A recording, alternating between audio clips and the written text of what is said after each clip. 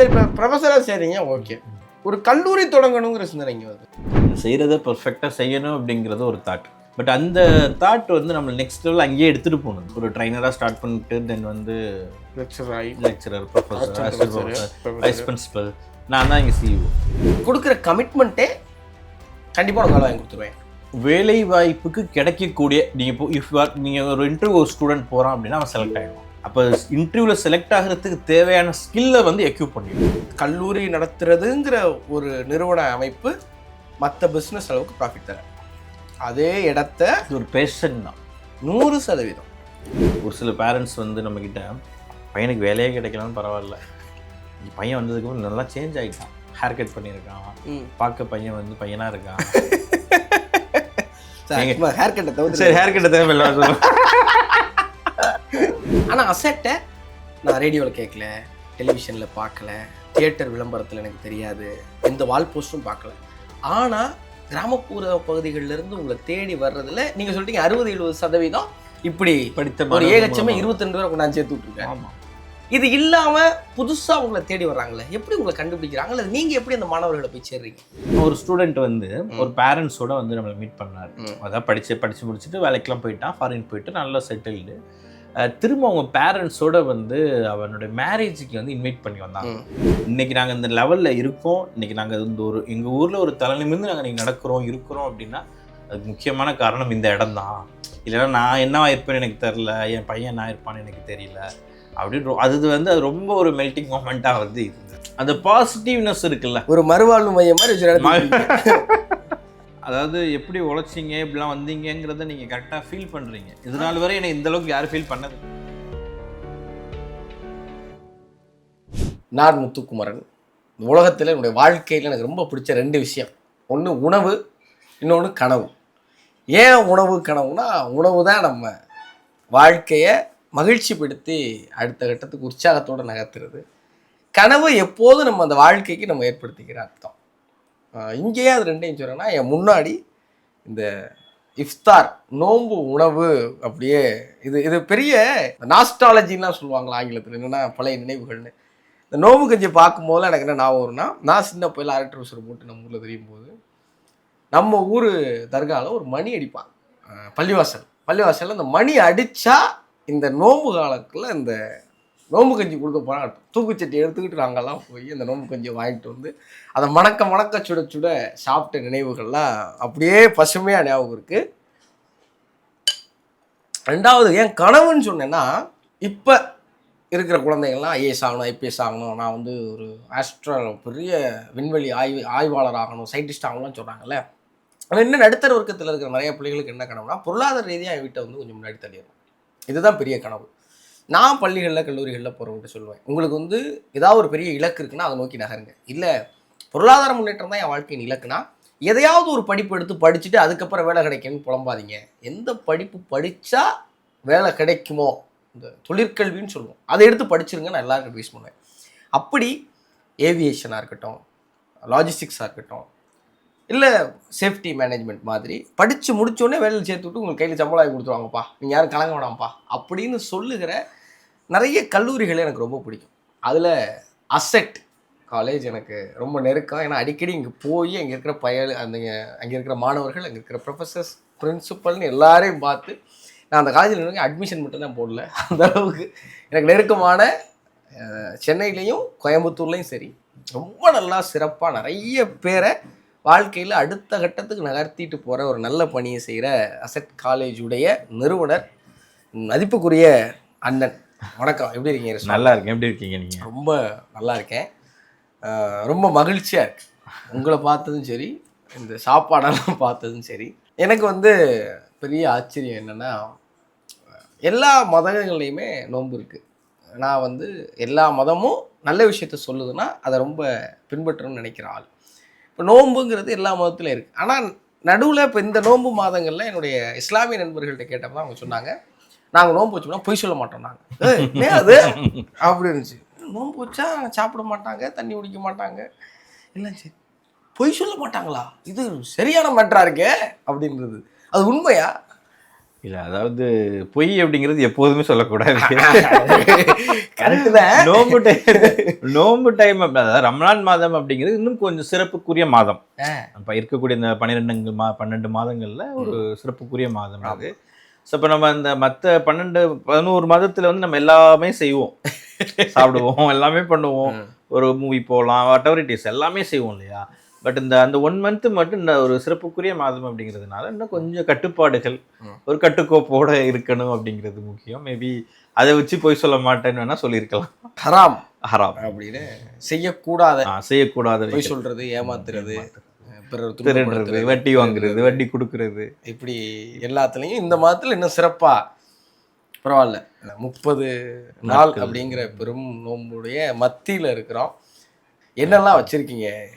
எங்க மொழி படையல். இது ஆக்சுவலி வந்து அதாவது இங்கே டேட்ஸுக்கு பார்த்தீங்களா, அந்த டேட்ஸ் வச்சு தான் வந்து நம்ம ஃபர்ஸ்ட் நோன்பு வந்து ஃபினிஷ் பண்ணுவோம், கம்ப்ளீட் பண்ணுவோம். ஃபர்ஸ்ட்டு ஃபுட் இதை தான் சாப்பிடுவோம். எதனால? ஒரு இனிப்பு ஒன் மோர் திங் வந்து டேட்ஸில் வந்து உங்களுக்கு எல்லா சத்துமே இருக்குல்ல, பாஸ்பரஸ், அயன், புரோட்டீன் எல்லாமே இருக்குதுல்ல. ஸோ ஃபர்ஸ்ட் வந்து இந்த டேட்ஸ் வச்சு தான் நம்ம ஓப்பன் பண்ணுவோம். ஸோ நமக்கு ஆல்மோஸ்ட் டைம் ஆச்சு. நீங்கள் பேசிட்டு இருங்க, நானும் சாப்பிடுவேன், நான் நோம்பு திறந்துடுறேன் உங்க கூட சேர்ந்து. ஸோ ஃபர்ஸ்ட் டேட்ஸ் தான் இது எல்லாமே. எங்கே நீங்கள் வேர்ல்டு வைட் எங்கே போனாலுமே ஃபர்ஸ்ட் இஃப்தார் நோம்பு முடிக்கும் போது ஃபர்ஸ்ட் ஃபுட்டு ஒரு துவா இருக்க சொல்லிட்டு சாப்பிட்ருவோம். துபாய் போயிருந்தப்போ சுலைமானி டீன்னு சொல்லி கொடுத்தாங்க. ரொம்ப சின்ன கப்பு. அங்கே வந்து சுற்றி பார்க்க போன இடத்துல எல்லாருக்கும் டேட்ஸும் சுலைமானி டீ கொடுத்தாங்க. அந்த சுலைமானி டீயை வாயில் வச்சா கசப்பு தாங்க முடியலை. அதாவது ரொம்ப ஸ்ட்ராங்காக இருந்ததா. உடனே ஒரு டேட்ஸ் கொடுத்தாங்க. அந்த கசப்புக்கு பிறகு அந்த டேட்ஸை சாப்பிட்டப்போ அவ்வளவு சுவையாக இருக்கு. என் வாழ்க்கையை நான் அவ்வளவு தித்திப்பான ஒரு டேட்ஸை சாப்பிட்டதே கிடையாது. இந்த டேட்ஸ் வாயில் வச்சோடனே எனக்கு அந்த துபாய் சுலைமானி டீ ஞாபகம் வந்துச்சு. நீங்கள் சொல்லுங்கள். ஸோ அடுத்து வந்து நோம்பு கஞ்சி. நீங்கள் சின்ன வயசில் துப்பு சட்டி தூக்கிட்டு போய் வாங்கின மாதிரி நிஜமாவே அடுத்து நோம்பு கஞ்சி சாப்பிடுவோம். அஃப்கோர்ஸ் அப்புறம் அந்த சமோசாலாம் இருக்குது பார்த்தீங்களா, சமோசா, வடை, பஜ்ஜி, இது யூஸ்வலாக இது சாப்பிட்டாலும் நம்ம ஓரளவு அந்த வயிறு வந்து கொஞ்சம் ஃபில் ஆகிடும். அடுத்து அஃப்கோர்ஸ் தண்ணி எடுத்துப்போம், வாட்டர், ஜூஸ் எடுத்து. இது வந்து மேண்டேட்ரி. டேட்ஸு, நோம்பு கஞ்சி, சமோசா, வடை, பஜ்ஜி, ஜூஸ், இது வந்து கம்பல்சரி இருக்கும். இதை பார்க்கும்போதே நான் ஒரு மாதிரி பரவசமாயிட்டேன். எதுலேருந்து ஆரம்பிக்கிறது, என்ன எது சொல்கிறது? இங்கே சிக்கன் வச்சுருக்கீங்க, இங்கே ஏதோ சுற்றி வச்சுருக்கீங்களே கவரில், எது என்னது? ஷவர்மா இதே மூடி வச்சுருக்கீங்க உங்களுக்கு. இதுங்களா, இது வந்து பிரியாணி. ஆஹா, பிரியாணியா மந்தியா? மந்தி ரைஸ், சாரி மந்தி. ஏதோ ஒன்று சாப்பிட்டு வர சொல்லிடலாம். எப்படி நீங்கள் சொன்ன மாதிரி இந்த வார்த்தையை நண்பர் ஒருத்தவங்க சொன்னாங்க. ரொம்பலாம் ஒன்றும் பெரிய விஷயம் இல்லை தம்பி, உடம்புக்கும் மனசுக்கும் அவ்வளோதான், ஒரு சுய கட்டுப்பாடு. இன்னொரு விஷயம் வந்து ஆக்சுவலி இப்போ நமக்கு வந்து சாப்பிட்றோம், பட் வந்து நம்ம அந்த ஒருவேளை உணவு கிடைக்காம இருக்கவங்களும் இருக்காங்கல்ல. ஸோ அதோட வலி வந்து நமக்கு நிறையா தெரியும். அந்த பசினா என்ன, பசியை உணரணும். கரெக்டாக அந்த ஒரு 3 மணிலாம் இருக்குது பாருங்க, காலையில் ஒன்றும் தெரியாது. ஒரு 2 to 3 வேறெல்லாம் ஒரு மாதிரியை பண்ண ஆரம்பிச்சிடும். எப்படா 6 மணி 6:30 மணி ஆகும், எதை சாப்பிட்லாம் அப்படிங்கிற அளவுக்கு இதாகிடும். ஸோ அந்த பசியோட இதை வந்து தெரிஞ்சுக்கலாம். மெயினாக வந்து உங்களுக்கு இந்த ரமலான் மாதம் அப்படிங்கிறது ஒன் திங். அடுத்து வந்து நம்ம ஈதுல் ஃபித்ர், இந்த 30 days இருந்து அடுத்து நம்ம ரம்ஜான் செலிப்ரேட் பண்ணுறோம்ல, 31st 1வது நாள், அடுத்த பிறகு 1. அப்போ இந்த ஈதுல் ஃபித்ர்னால என்னன்னு கேட்டிங்கன்னா வந்து முதல் இந்த மாதமே வந்து இருக்கிறவங்க இல்லாதவங்களுக்கு கொடுக்கறது தான். அதனால தான் தமிழ் எனக்கு இந்த வேற்றுமொழி வார்த்தைகளை தமிழ் மொழியாக்கம் செய்கிறதுல எனக்கு வந்து எப்பயுமே ஒரு சின்ன அது எப்படி செட் ஆகுங்கிறது இருக்குது. ஆனால் சில விஷயங்கள் நான் ரொம்ப ரசிப்பேன். தமிழில் ரமலான ஈகை திருநாள்னு சொல்லி கேட்குறப்போ ரொம்ப மகிழ்ச்சியாக இருக்குது. ஈதலும் இசைப்பட வாழ்தலும் அது வல்லது ஊதியம் அல்ல உயிருக்கு தான் தமிழ் பொருள் சொல்லுது. ஒரு மதம் இதை தான் போட்டுருது. ஒரு இந்த ரமலான் இஸ்லாமிய மதத்தில் மட்டும் 2 திருவிழாக்களை தான் ரொம்ப பெருசாக நம்ம கொண்டாடுறோம். அந்த 2ல் 1 ஈகைக்காகங்கிறது வந்து எவ்வளோ நல்ல விஷயம் இல்லை. ஈகை திருநாள் அது எப்பயுமே எனக்கு ரொம்ப மகிழ்ச்சி. நான் எல்லா இடத்துலையும் போகிறது சமூகத்துக்கான மனிதர்களாக நம்ம மாறணும் அப்படிங்கிற இந்த பொதுப்பான்மையான உணர்வு இருக்குல்ல, அது ஒரு மதம் சொல்லி கொடுத்துங்கிறப்போ அது ரொம்ப ரொம்ப அழகு. அது ரொம்ப மனசு. அதுவும் இல்லாமல் நீங்கள் வந்து நம்மக்கிட்ட என்ன, ஃபார் எக்ஸாம்பிள் அவங்கள்ட்ட என்ன ஜுவல்ஸ் இருக்கோ, அவங்களோட ப்ராப்பர்ட்டி இருக்குது பார்த்தீங்களா, அதோடைய டோட்டல் வேல்யூவில் 2.5% வந்து நம்ம தியானம் பண்ணணும். அது மார்க்க சட்டம் ரூல் நாட் அட்வைஸ் 2.5%. இப்போ நீங்கள் உங்ககிட்ட 100 grams இருக்குன்னா இன்னைய ரேட்டுக்கு 2.5% நீங்கள் கால்குலேட் பண்ணி you should give other people, இல்லாதவங்களுக்கு கொடுக்கணும். அதுல இன்னும் என்கிட்ட 1 கோடி ரூபா இருக்குன்னா 2 லட்சம் தானம் பண்ணணும், கொடுத்தே ஆகணும் நீங்கள். அதுல இன்னும் சிறந்தது என்னன்னு கேட்டிங்கன்னா, நீங்கள் அதை யாருக்கு கொடுக்கணும் அப்படிங்கிற ஒரு கொஸ்டின் இது வருது. நல்ல முக்கியமான யாருக்கு கொடுக்கணும்? இப்போ நமக்கு கண்ணுக்கு தெரிஞ்ச நிறைய பேர் கஷ்டப்படுறவங்க இருப்பாங்க, கொடுக்கலாம். பட் இன்னும் மார்க்கம் என்ன சொல்லி தருதுன்னு கேட்டிங்கன்னா, உங்களுக்கு ஃபேமிலிக்குள்ளே யார் கஷ்டப்படுறாங்களோ அவங்களுக்கு முன்னுரிமை கொடுக்குது. இப்போ எனக்கு தெரிஞ்சு இப்போ என்னுடைய சர்க்கிளில் என் ஃபேமிலியில் யாராவது கஷ்டப்படுறாங்கன்னா அவங்களுக்கு முன்னுரிமை கொடுக்கணும். இது எல்லாரும் இப்படி யோசிச்சுட்டா எல்லார் குடும்பத்தில் யாராவது ஒருத்தர் நல்லா வந்திருப்பார். எஸ், அவர் கொஞ்சம் வர வேண்டியவரை கைப்பிடிச்சு தூக்கி விட்டுட்டா மொத்தமாக எல்லாரும் நல்லா வந்துடலாம்ல. சரி, நீங்கள் எவ்வளோ டிவோஷனலான ஆள் அப்படி நானுமே கட்டுப்பாடோடு இருக்குன்னு நினைக்கிறேன். நான் முடியலை, அந்த பிரியாணி கொஞ்சம் தண்ணி எவ்வளோ நேரம் நான் நல்ல வேணாவே நடிக்கிறேன். அப்படியா? நீ இதெல்லாம் கொஞ்சம் சாப்பிடுங்க. பிரியாணி டேரெக்டாக பிரியாணி பண்ணி இதெல்லாம் சாப்பிட முடியாது ப்ரோ. பரவாயில்ல, பிரியாணி சிக்கன்லாம் எடுத்துக்கோங்க. அவர் ரொம்ப குட்டி சும்மா கொஞ்சமாக வைங்க, எனக்கு போதும். போதும் அதில் வைங்க. சரி, இப்போ இந்த மெயின் டிஷ்லாம் எனக்கு விவரம் தெரியுது. இது என்னது? இது வந்து நீங்கள் மந்தி ரைஸ் எடுத்தீங்கல்ல, மந்தி ரைஸ்க்கு காம்பினேஷன் இது போடுங்க, ஒரு ஸ்பூன் நல்லாயிருக்கும். மந்தியில் போட்டு சாப்பிட்றோம். எஸ். அங்கே ஒரு ஐட்டம் உங்களுக்கு பக்கத்தில் இருக்கே, அது என்னது? எதுவும் என் கண்ணில் தப்பிக்க முடியாது, சொல்லுங்கள், அது என்னது? ஆக்சுவலி இது வந்து ஹலீம். இது ஒரு அரேபியன் ஃபுட்டு தான். டேஸ்ட் பாருங்கள்.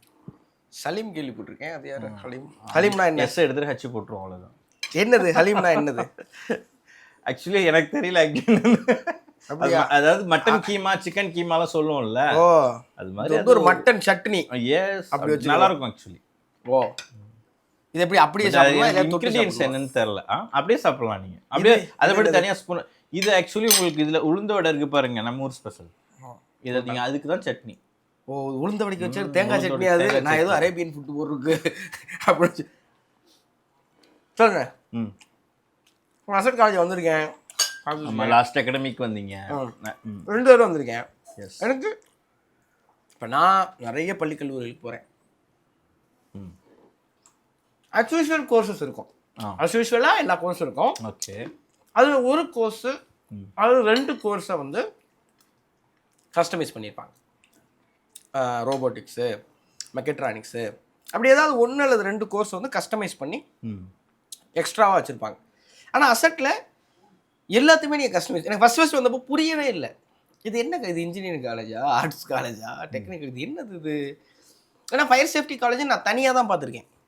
ஏவியேஷன் நான் தனியாக தான் பார்த்துருக்கேன். ஆனால் அசட் அப்படிங்கிற ஒரு இடம் எதெல்லாம் நேரடியாக ஒருத்தனை வேலையில் கொண்டு போய் சேர்த்து விட்டுருமோ அதோடைய கூட்டமைப்பாக இருந்ததுல்ல. இந்த ஐடியாலஜி யாரோடது?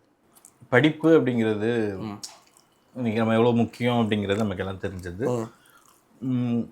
அதில் வந்து ஒரு ஃபஸ்ட்டு வந்து ஒரு கல்விக்கூடத்தை நிறுவனம், ஒரு இன்ஸ்டிடியூஷன் ஸ்டார்ட் பண்ணணும். எதர் மேபி அது ஸ்கூல் ஆர் காலேஜ், ஒரு பாலிடெக்னிக், டீச்சர் ட்ரைனிங், இந்த மாதிரி ஏதோ ஒன்று இருக்கும்போது, ஸோ இது ஒரு இன்ஸ்டிடியூஷன் நம்ம ஸ்டார்ட் பண்ணுற போது அது ஒரு அஸ்யூஸ்வல் எல்லாரும் பண்ணுறத பண்ணாமல், ஒரு இப்போ உங்களுக்கு ஆர்ட்ஸ் அண்ட் சயின்ஸ் அப்படின்னா உங்களுக்கு ரெகுலராக ஈஸியாக கிடைக்கும் ஒரு கோர்ஸு.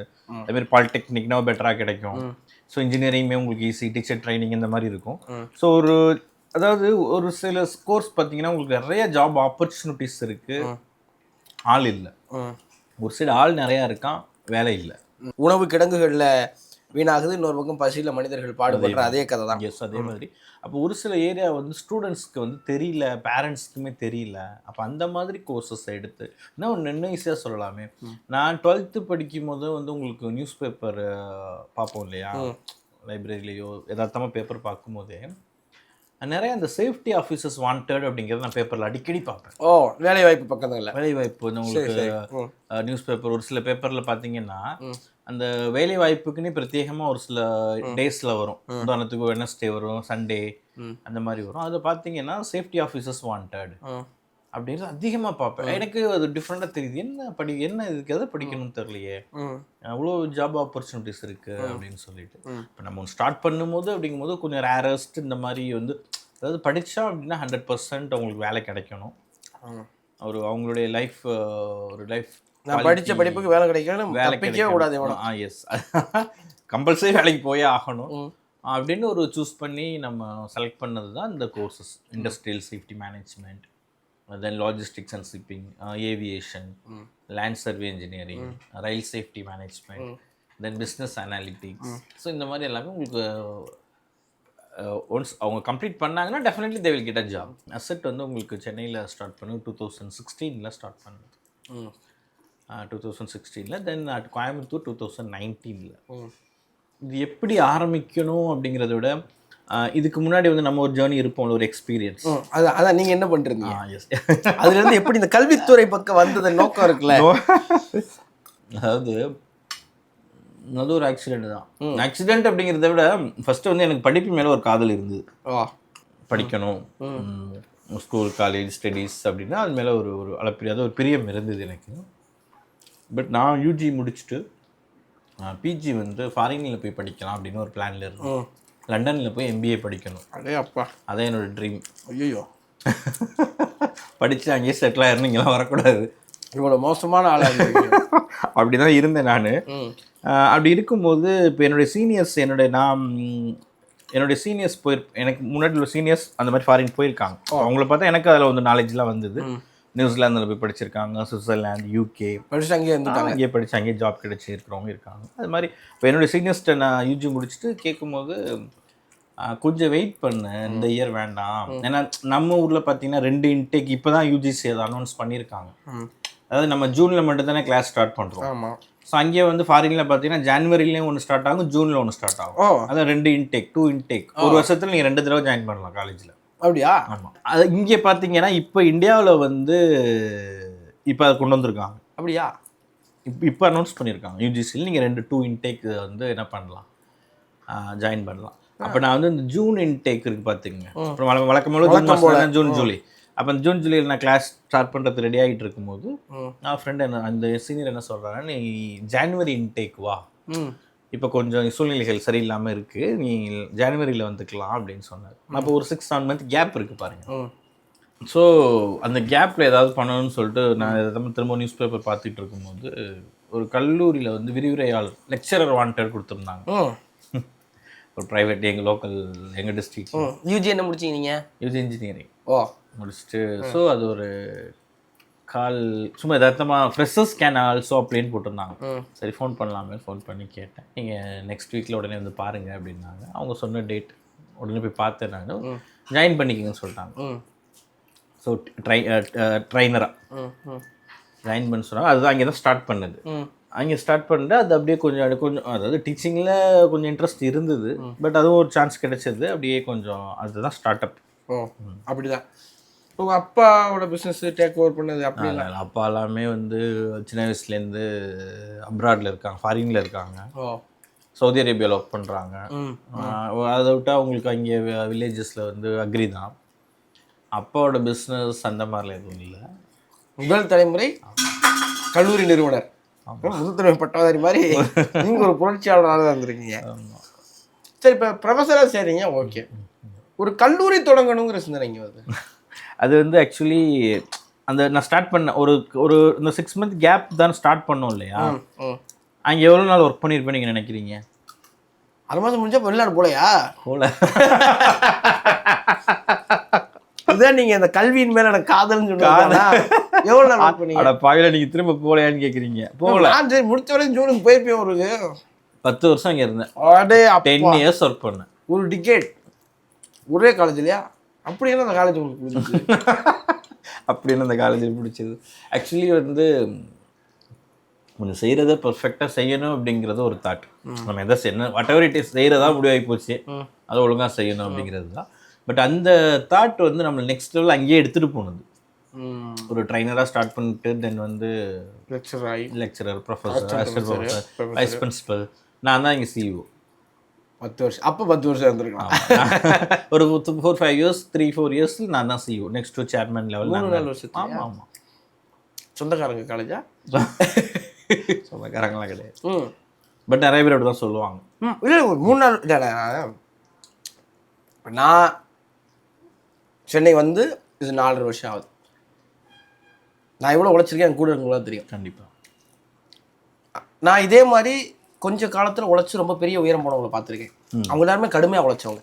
நீங்கள் ஒரு கல்லூரியில் இன்ஜினியரிங் முடிச்சுட்டு ட்ரெயினராக ஜாயின் பண்ணி CEOவாக 3-4 வருஷத்தில் ஆயிருக்கீங்கன்னா எவ்வளோ உழைச்சிருப்பீங்கிறத என்னால் உணர முடியும். 100%. அப்புறம் சிஓ ஆகிட்டு ஒரு 6 வருஷம் அங்கே இருக்கீங்க. ஆமாம், 10 இயர்ஸ் அப் டு ஒரு 4 இயர்ஸ் 3-4 இயர்ஸ் சிஇஓ ஆகிட்டு டில் நான் ரிலீவ் ஆகிற வரை டில் 2016 வரை நான் தான் சிஇஓ. சரி, நம்மளாம் ஒரு தனி காலேஜ் ஓப்பன் பண்ணோடா. இப்போ அந்த காலேஜ் வந்து இன்ஜினியரிங் காலேஜா? ஆமாம், அது ஒரு இன்ஜினியரிங் காலேஜ். நம்மளா ஓப்பன் பண்ணுங்கிற என்ன எப்படி வருது? அதாவது நீங்கள் எப்போதுமே லைஃப்பில் வந்து ஒரு வாய்ப்பு கிடைக்கும் போது நம்ம சரியாக செய்கிறோம் இல்லையா? ஆமாம். செய்யும் போது உங்களுக்கு வந்து நெக்ஸ்ட்டு அது ஒரு நீங்கள் சாட்டிஸ்ஃபைட் ஆகிட்டீங்க அப்படின்னா வாட் இஸ் நெக்ஸ்ட்னு ஒன்று தோணும். அதுக்கு மேலே என்னங்கிற கேள்வி வந்து நெக்ஸ்ட் வாட் இஸ் நெக்ஸ்ட் தொடர்ந்து உழைச்சிட்டே இருக்க ஆளுக்கு அது உடனே தோணும். 100%. இன்னொரு முக்கியமான விஷயம் உங்கள்கிட்ட சொல்ல இந்த நேரத்தில் பதிவு பண்ண விரும்புகிறேன். அதாவது எப்படி உழைச்சிங்க இப்படிலாம் வந்தீங்கிறத நீங்கள் கரெக்டாக ஃபீல் பண்ணுறீங்க. இதனால் வரை எனக்கு இந்த அளவுக்கு யாரும் ஃபீல் பண்ணதில்லை. இல்லை, இது சாதாரண விஷயம் இல்லை. எஸ், ஒரு ட்ரெயினராக ஒரு இன்ஜினியரிங் கிராஜுவேட் ஒரு கல்வி நிறுவனத்தில் சேர்ந்துட்டு அவர் அடுத்து ட்ரெயினர்லேருந்து லெக்சரர் அசிஸ்டன்ட் ப்ரொஃபஸர் வரும்போதே டிகிரி அப்டேஷன் தேவைப்படும், எக்ஸ்பீரியன்ஸ் தேவைப்படும். எல்லாம் அதை தாண்டி ஒருத்தருக்கு ஒரு கல்வி நிறுவனம் இடம் கொடுக்குது, சக ஊழியர்கள் இடம் கொடுக்குறாங்க, சக ஊழியர்கள் அதை அனுமதிக்கிறாங்க, அதை ஒத்துக்கிறாங்கன்னா ஒரு அதீத திறமையும் கடுமையான உழைப்பு இருந்தால் மட்டும்தான் ஒத்துக்குவாங்க. இல்லைன்னா நான் நம்புவேன், ஒருத்தர் ஒரு இடத்துல இருக்கிறாருன்னா அவர் தகுதியானவர், இல்லைன்னா அதை நிலைக்க முடியாது. இதுக்கு வாங்க, சிஓலேருந்து எப்படி சொந்த அப்போ வந்து நம்ம ஒரு வாய்ப்பு கிடைக்கும்போது சரியாக பயன்படுத்தி வாட் இஸ் நெக்ஸ்ட்னு தோணும்ல. ஃபார் உதாரணத்துக்கு வந்து இப்போ நம்ம ஒர்க் பண்ணிகிட்டு இருக்கோம், திடீர்னு பாஸ் வந்து வர வைஸ் பிரின்சிபல் அப்படிங்கிறாங்க. ஐயோ நம்ம வைஸ் பிரின்சிபல் ஆகிட்டாரு, இப்போ நம்ம இன்னும் என்ன பண்ணணும், ஹார்ட் ஒர்க் பண்ணணும், எஃபோர்ட் போடணும் அப்படின்னு சொல்லிட்டு இன்னும் நம்ம சீரியஸாக வந்து அதை எடுத்து பண்ணுறேன். இப்போ நம்ம நெக்ஸ்ட்டு அதை வந்து பண்ணி முடிச்சதுக்கப்புறம் யூ ஆர் பிரின்சிபல் அப்படின்னு கொடுக்கும்போது ஐயோ பிரின்சிபல் ஆகிட்டாங்க, திரும்ப மறுபடியும் வந்து நம்ம திரும்ப அதே தாட்டு போயிட்டு நல்லா சிறப்பாக செய்யணும், நம்ம நல்லா செய்யணும் அப்படின்னு நம்ம நல்லா செய்வோம். செஞ்சதுக்கப்புறம் இவ்வளோ தானா அப்படிங்கிற மாதிரி இருக்கும். அப்போ நெக்ஸ்ட்டு கேட்டகரி சிஇஓ அப்படிங்கும்போது இப்போது அஸ் அ சிஇஓவாக வந்து சிஇஓ ரோல் அப்படிங்கிறது it's not that much easy டாஸ்க்கும் கூட. கண்டிப்பாக ஃப்ரம் த கேட்லேருந்து ஏன்னா next to chairman CEO and founder அப்படிங்கிறது வேறு. ஒன்லி சிஓ ஒரு இடத்துல இருக்கும்போது வந்து அது மிகப்பெரிய பிரின்சிபல்னா நீங்கள் அட்மினிஸ்ட்ரேஷன் எஜுகேஷன் மட்டும் பார்த்துட்டா போதும். சிஓ போகும்போது நீங்கள் ஒட்டுமொத்த மேனேஜ்மெண்ட்டையும் பார்க்கணும்ல. From the gate to restroom வர whatever it is we have the responsible அப்படிங்கிற மாதிரி இருக்கும் இல்லையா? ஸோ த ரெவன்யூ பார்ட்லேருந்து ரெவன்யூ ஜென்ரேஷன்லேருந்து நெக்ஸ்ட் லெவல் அதை நம்ம எடுத்துகிட்டு போகிறதுலேருந்து ரொம்ப ஹெவியான ஒர்க் கொடுக்கறது வந்து முக்கியமாக இருக்கும். அதையும் நம்ம கரெக்டாக சிறப்பாக செய்யும் போது ஒரு சாட்டிஸ்ஃபைட் ஆகுது இல்லை. What is next? இதுக்கப்புறம் ஓனர் தான். அதுக்கு ஆல்ரெடி ஒரு ஆள் இருக்காரு, அப்போ நம்மளே ஓனர் எப்படி ஓனர் அப்படி. அதாவது எஸ் கரெக்ட். அப்போ நெக்ஸ்ட் என்ன வாட் டு டூ அப்படின்னு இன்னொரு விஷயம் கேட்டிங்கன்னா அது கட்ஸும் வேணும்ல, பெரிய கட்ஸும் வேணும். இன்னும் இன்ஜினியர் ஒரு கல்லூரி நம்ம சொல்கிறோம், கல்லூரி வந்து தமிழ்நாட்டில் எத்தனை இன்ஜினியரிங் காலேஜ் இருக்குது, இவ்வளோ கல்லூரிகள் இருக்குது அப்படின்னு நகைச்சுவாக சொல்கிறப்போ ஓகே. இந்த எஜுகேஷனாக பார்க்கும்போது அதெல்லாம் தான் இங்கே இருக்கிற எல்லாரையும் மேலே கொண்டு வந்துருக்கு. இன்னொன்று, ஒரு கல்வி நிறுவனத்தை ஒரு கல்லூரியை நடத்துறதுங்கிறது அவ்வளோ சின்ன விஷயம் இல்லை. ரொம்ப வெளிப்படையாக சொல்லணும்னா அவ்வளோ பெரிய இடத்துல அவ்வளோ ஆட்கள் வச்சு கல்லூரி நடத்துறதுங்கிற ஒரு நிறுவன அமைப்பு மற்ற பிஸ்னஸ் அளவுக்கு ப்ராஃபிட் தராது. அதே இடத்த ஒரு பேஷன் தான் 100% அவ்வளோ பெரிய இடத்துல அவ்வளோ பேரை வச்சு நீங்கள் வந்து கல்வி சொல்லி கொடுக்குறதுங்கிறது வேறு ஏதாவது ஒரு பிஸ்னஸ் பண்ணுறதை விட ரொம்ப ரொம்ப குறைவான லாபத்தையும் அதிகமான பொறுப்பையும். அங்கே ஒரு சின்ன பிரச்சனைனா கேள்வி இல்லை, கல்லூரியில் ஒரு சின்ன மிஸ்டேக்னா அது நியூஸ் ஆகிடும். அது வந்து it's very risky, very risky. Sir ஒன்றும் இல்லை, நீங்கள் இஃப்தார் வரதுக்கு முன்னாடி எனக்கு ஒரு ஃபோன் ஹாஸ்டல்ல இருந்து ஒரு பொண்ணா காணும் சார் சொல்லி. ஐயோ எனக்கு இதுக்கு இந்த சம்பந்தம் இல்லை, என்னையாரும் கேட்க மாட்டாங்கல்ல. ஒரு பொண்ணா காணும் ஆர்டர் ஃபோன் பண்ணுறாரு. அவர் என்னாச்சு, அவள் ஃபோன் அங்கே பாரு, ஏன்னா ஃபோன்லாம் ரூமில் வச்சுட்டு போச்சு, ஃபோன்லாம் இருக்குது, ஆளை காணும். ஐயோ நீங்கள் இப்போ நான் இப்போ எனக்கு கொஞ்சம் முன்னாடி இந்த நம்ம இஃப்தார் ஸ்டார்ட் பண்ணுறதுக்கு முன்னாடி உங்களுக்கு மீட் பண்ணுறது பண்ணுவோமா பண்ண மாட்டோமாங்கிற தாட்டில் இருந்தேன் நான். அப்புறம் கிடைச்சி கிளம்பாக்கம் பஸ் ஸ்டாண்டில் இருக்க அந்த பொண்ணு ஃபோன் பண்ணிடுச்சு, அங்கே தான் இருக்கேன். இல்லை பாருங்க, எனக்கே ஒரு நிமிஷம் ஹார்ட் பீட் டுக்கு ரைஸ் ஆயிருச்சு. காலேஜ் ஓனரா ஒரு ஃபவுண்டரா அப்படியே இருக்கும். சாப்பிட்ட பிரியாணி தெரிஞ்சிருச்சுனே. ஸோ அப்போ வந்து இப்போ நெக்ஸ்ட் வாட் டு டூ அப்படிங்கும்போது இப்போ நம்ம தான், அதாவது என்னதான் இருந்தாலும் நீங்கள் வந்து ஒரு சில விஷயங்கள் நம்ம வந்து ஒருத்தருக்கில் ஒர்க் பண்ணும்போது கொஞ்சம் லிமிட்டேஷன் இருக்கும்ல. நிச்சயமாக கட்டுப்பாடுகள் இருக்கும். கட்டுப்பாடுகள் எல்லாமே நம்ம செய்ய முடியாது. கண்டிப்பாக. ஸோ ஒன்ஸ் எல்லாமே ஆல் செட் ஓகே பர்ஃபெக்ட் போயிட்டு இருக்கும்போது எனக்கும் வந்து 2 விஷயம் நல்லா கவனிக்கணும். என்னன்னா எனக்கும் வந்து அடுத்து என்னங்கிறது தோணுச்சு, அவங்களுமே நான் ஒர்க் பண்ணுற இடத்துலையுமே என்னை அப்படி ட்ரீட் பண்ணாங்க அந்த டைமிங்கில். அது எந்த இடத்துலையும் ஒரு சின்ன ஒரு எப்படி ட்ரீட் பண்ணாங்க அப்படின்னா, அதாவது ஏன் சும்மா இருக்கீங்க, ஏதாவது யோசிங்க அப்படிங்கிற மாதிரி நம்மளையும் வந்து கொஞ்சம் புஷ் பண்ணாங்க. இது ஒன்று. ஏதாவது யோசிக்கிறேன் புது காலேஜ் யோசிக்கிறேன். ஐயோ இல்லை, அவங்களும் அந்த டைமில் அப்படி ட்ரீட் பண்ணாங்க. கண்டிப்பாக நடக்கும். எல்லாமே அப்படி மேட்ச் ஆனிச்சு. அதுக்கப்புறம் எங்கள் ஃபேமிலி சர்க்கிளில் வந்து பிரதர், அக்கா ஹஸ்பண்டு, அண்ணன் பிரதர் கிட்டலாம் அந்த மாதிரி ஒரு பிளான் இருக்குன்னு சொல்லும்போது அவங்க சப்போர்ட் பண்ணாங்க. மெயினாக அவங்க என்ன நம்பினாங்க, அதுவும் பெரிய விஷயம். நிச்சயமா. சரி, இப்போ கல்லூரி தொடங்கணுங்கிற ஒரு பெரிய முடிவை எடுத்துட்டீங்க. அந்த கல்லூரி டிசைன் பண்ணீங்கல்ல, இப்படி தான் என் கல்லூரி இருக்கணும், இது ஒரு இன்ஜினியரிங் காலேஜ் இல்லை, இது ஒரு ஆர்ட்ஸ் காலேஜ் இல்லை, இது வேற ஒரு காலேஜ் இல்லை, இது ஒரு யூனிக்கான ஐடியா அப்படிங்கிறத அந்த ஃபண்டமெண்டல் ஸ்ட்ரக்சர் இருக்குல்ல, அது எப்படி வந்தது? இல்லை, அது வந்து எப்படின்னு கேட்டிங்கன்னா, உங்களுக்கு வந்து நம்ம பண்ணுறது வந்து கண்டிப்பாக 100% வந்து ஒருத்தவங்களுக்கு யூஸ்ஃபுல்லாக இருக்கணும். ஏதோ அதாவது 2 விஷயம் தான். அதாவது ஸ்டூடெண்ட்ஸ் வந்து நமக்கு லைஃப் தராங்க, நம்ம ஸ்டூடெண்ட்ஸ்க்கு லைஃப் கொடுக்கணும். நல்லா இருக்கு கேட்கறதுக்கு. அவ்வளோதான் concept. They are giving life for us, we are giving life for them. So இது ஒரு மியூச்சுவல் அண்டர்ஸ்டாண்டிங். கல்லூரிக்கு அவங்க வாழ்க்கை கொடுக்குறாங்க, கல்லூரி அவங்களுக்கு வாழ்க்கை கொடுக்குது. அழகாக இருக்கு. அவ்வளோதான். அப்போ அதை வந்து சிறப்பாக செய்யணும் அப்படிங்கும்போது நம்ம எதுவுமே ரொம்ப வெல் டிரான்ஸ்பரன்சியாக, ரொம்ப வந்து நம்ம சேர்மேன், சிஇஓ, பிரின்சிபல் அப்படிலாம் கிடையாது. ரொம்ப ஃப்ரெண்ட்லி மேனர்ஸமாக எதுக்கு வர, வாட் இஸ் த கான்செப்ட், இதுதான் உன்னுடைய மோட்டோ என்ன, இதை பக்கவாக பண்ணு, பர்ஃபெக்டாக கொண்டு போ. பட் அதாவது ஒரு 3 years 2 years ஸ்டூடெண்ட் வந்து நம்ம கிட்ட ஜேர்னி பண்ணுறாங்க இருக்கிறாங்க. அதை பேரண்ட்டுமே நீங்கள் வந்து பிகினிங்கில் சொன்னீங்க, அதாவது பொருளாதார ரீதியில் பின்தங்கி இருக்கவன் எதையாவது படிச்சுங்கிறத விட எதை படித்து முன்னேறணும்னு ஒன்று இருக்குல்ல, கரெக்டாக நீங்கள் சொன்னீங்க. ரொம்ப முக்கியம். நான் ஒரு சின்ன கிராமப்புற பகுதியிலேருந்து வந்தவன். என் ஊரில் இன்னமும் பொருளாதார ரீதியாக பின்தங்கிய குடும்பங்களை, மாணவர்களை, இளைஞர்களை பார்க்குறேன். எப்படியாவது மேலே வந்துடணும்னு வழி தெரியாமல் அவங்க அதை தெரிஞ்சுக்கிறதுக்கே அவங்களுக்கு ஒரு 26 வயசு இன்னும். அப்போ எனக்கு 27 வயசு. என் வயது ஒத்த நல்லா படிக்கிற திறனுடைய, நீ படிப்பா, நீ என்ன வேணால் படிப்பா, நாங்கள் இதை வேணால் அச்சு உன்னை படிக்க வைக்கிறப்பான்னு பேரண்ட்ஸ் சப்போர்ட் இருக்கிற பசங்க வழி தெரியாமல் முடிச்சுட்டு இருக்காங்க. 27 நிறைய பேர் இருக்காங்க. அதை பார்க்குறப்ப ரொம்ப கஷ்டமாக இருக்குது. ஏன்னா 21 வயசில் ஒருத்தன் எஜுகேஷனை முடிச்சிடறான். ஒரு நகர்ப்புறத்தில் கிடைக்கிற எக்ஸ்போசர் கிராமப்புறத்தில் கிடைக்கிறது இல்லை. அப்போ ஒரு தொழிற்கல்வி அவனுக்கு கொடுக்குற சப்போர்ட் இருக்குல்ல. கரெக்ட். 21 வயசில் இப்போ நான் ஒரு கேட்ரிங் முடிக்கிறேன்னு வச்சு உதாரணத்துக்கு, 21 வருஷம் கேட்ரிங் முடிக்கிறேன். நான் ஒரு 5 வருஷம் 6 வருஷம் எங்கெங்கேயோ போய் வேலை சேர்ந்து கொஞ்சம் பணம் சம்பாரிச்சுன்னு வைங்களேன், 27 28 வயசில் என்கிட்ட ஒரு நல்ல ஒரு பேக்கப் இருக்குன்னு வைங்களேன், நான் அதுக்கப்புறம் பிஸ்னஸ் ஸ்டார்ட் பண்ணுவேன். இல்லையா, அதை அப்படியே வச்சு மறுபடியும் போய் எனக்கு பிடிச்ச படிப்பு கூட என்னால் படிக்க முடியும் 27 வயசுல. கண்டிப்பா என் வாழ்க்கை என்னால் 27 வயசுல இதுக்கப்புறம் எப்படி கொண்டு போறதுங்கிற பெரிய கிளாரிட்டி, பொருளாதாரங்கிற தெம்போட என்னால் எடுக்க முடியும். 27 வயசு வரைக்கும் நான் என்ன பண்றேன்னே தெரியலைன்னா, வீட்டில் ஒரு கடன் இருக்கும், கமிட்மெண்ட்ஸ் இருக்கும், அப்பா அம்மாவுக்கு வயசாகும், இதெல்லாம் ஒரு இளைஞனுடைய வாழ்க்கையை அப்படியே உறிஞ்சிறது இருக்குல்ல, அது ரொம்ப கொடுமை. நான் அங்கிருந்து பார்த்து வந்திருக்கேன். அதாவது நான் என்ன சொல்லுவேன்னா, ஒரு 27 28 வயசுக்குள்ள ஒரு லைஃப்ல செட்டில் ஆக முடியும். 17 வயசில் +2 படிக்கிறாங்க. அதுக்கப்புறம் ஒரு 3-4 years 21 22 டிகிரி முடிக்கிறான்.